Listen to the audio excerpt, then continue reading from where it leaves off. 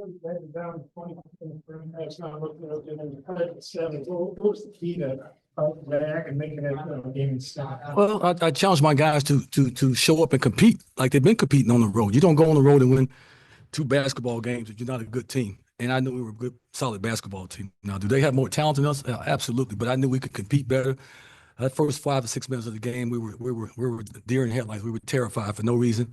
We turned the ball over. Now they got 19 turnovers. We turned it over 19 times, and they got 28 points off of that.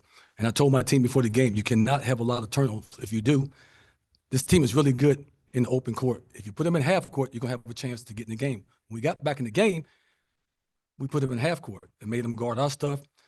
Played the 2-3 zones, slowed them down. But when you keep turning the ball over, the team gets in the open court. That's really tough to defend.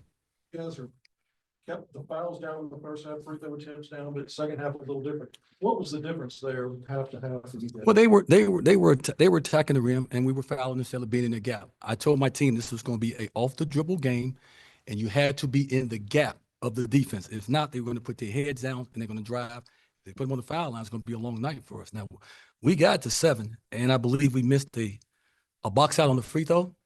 Then we came back down and fouled, and they went on a little run. So we got back in the basketball game. I have a solid basketball team, and I'm proud of what these guys did. You know, this schedule was a brutal schedule. It's 6 in a row on the road. Okay, this is number 5, I do believe, and now we got to go play Illinois. But at the end of the day, hopefully this gets us prepared for conference. Now they're shorthanded, and we're also shorthanded. So, but it was a good basketball game, and you can see I got a pretty solid basketball team. Up to tonight and back-to-back wins, including Tulsa 2 days ago. How did that help you tonight, or did it impact it? I know Arkansas is a good basketball team and Cal's a good coach, but I felt if we came in here, and he'll tell you what I said for the last 2 or 3 days, you don't have a high number of turnovers, you don't put up the free throw line a lot, you will be in the basketball game. I promise you guys. And we got it down to 7. But the problem is you give them a 20-point lead. Now you got to do all that energy to get back in the game. And we're shorthanded with players. We got guys that's hurt. Coach, I'm curious what you thought number 3 for Arkansas. Well, he has a chance to maybe play at the next level if he can become a consistent shooter. He has an NBA body already. He's athletically enough to play at the next level. I mean, they got some high level guys on this basketball team over here. And this was a good basketball game for our team. Yeah, Mwani, right? Yes, you've played Arkansas for LSU. You played Cal when he was at Kentucky. Was it weird coming in here and playing Cal, coaching Arkansas? Or what was that like for you? No, I would say for me, it was just another basketball game. But it definitely felt good to be back here in the SEC environment. So, what do you think Arkansas overall? I think they're a good team, a long, typical Coach Cal team.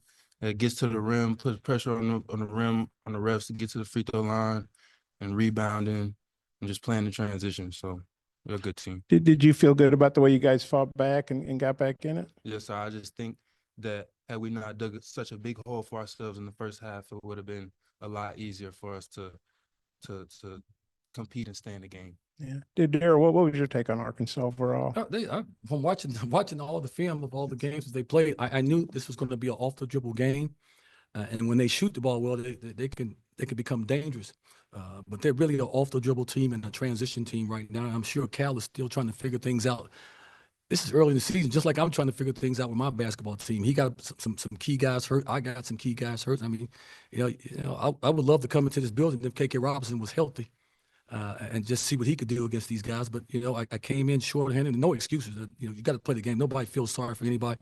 Hell, Cal got some guys out too. He's bitching about that himself. So at the end of the day, I thought it was an entertaining basketball game. I thought these guys competed and played hard, and I challenged them to compete in the second half, and they came out and cut it down to 7 and made it a very interesting basketball game.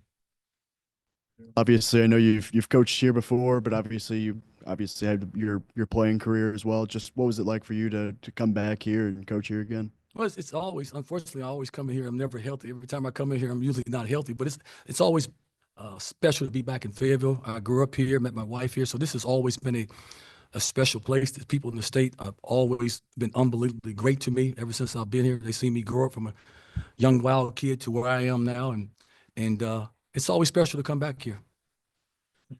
What do you think about Boogie Fland and his potential? Well, if he can shoot the ball consistently and be a consistent shooter, His upside is really tremendous.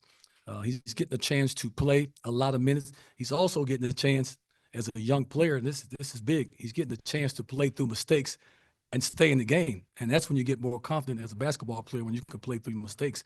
And he's playing through mistakes right now, but he's a good basketball player. Make no mistake about that. Especially early on, a lot of like switching everything. Mm-hmm. That's something that all season. Did that play a part maybe in sloppy start a little? Well, I knew they were going to switch, and wanting to tell you, I teach my guys how to attack the switching. Let's just be honest. I thought my guys were a little nervous in the first 7-8 minutes of the game. That showed by how many turnovers we had in the basketball game. But I knew if we settled down and we ran our offense, watching film, I knew we could score some points. And look at my team, we got 43 in the second half. The problem was we were down 20-something at the time. We're capable of scoring the basketball, but good basketball game, just couldn't get it done. DJ Wagner, he didn't score a couple games ago, but he had did a lot of other stuff. And I think he scored 14 last game and he had 11 tonight. What's your take on DJ Wagner? I think DJ to me is still a borderline freshman, Bob. I think he's still a borderline freshman. I don't know how many minutes he played at Kentucky, but this is still a learning process for him in a different environment. I think he has a really good chance to be a good basketball player, but he's going to have to really improve his shooting. That's the key for him. He has athleticism and all that, but he's going to improve his shooting. Yeah, Arkansas has kind of let some teams back into the game in the second half. Lipscomb cut the lead to 4, Pacific cut it to 2. Obviously, you guys got it down to 7 in the second half. Is that something you kind of noticed in the scouting, and just kind of how did you guys kind of approach that second half? It's always a game of runs. They made theirs in the first half, and I challenged my team in the second half to go out there and compete and don't be scared of anybody and to embrace the environment. I love the environment. I wish I could go back and play in my days. I thought the environment was unbelievable environment tonight, man. I told those guys to go out and enjoy the environment, and they just, when we settled down and took care of the ball for a good stretch, we cut it to 7 and we're right back in the basketball game. Darrell, you mentioned the road game in Illinois. Do you get anybody back? Or is this what you got to finish out the 6-game road swing? You got some holy water for KK to come back? You got that? No, we only Jordan Jefferson's back is messed up. Creed is going to be out, and KK's gone. I had to play the young kid Caleb. I had to put him in there and play. He's not afraid, but this is a big environment for him. He was a little nervous, but I think it's going to be a learning experience for him. You didn't get some help off your bench, especially in that first half, to not let it get any further. Yeah, well, we were shook the first 5, 6, 7 minutes of the game, and I told my assistant coach Bake, I said, my guys are a little nervous right now. We got to settle down before it gets out of hand. But we had our chances. We're going to be a solid team in the OVC even if we can get healthy. I mean, I can't keep playing these guys 37, 35 minutes. That's going to catch up. Early in the year, you'll be fine the first 10, 12, 15 games. When you get deeper, we need some subs. Bob,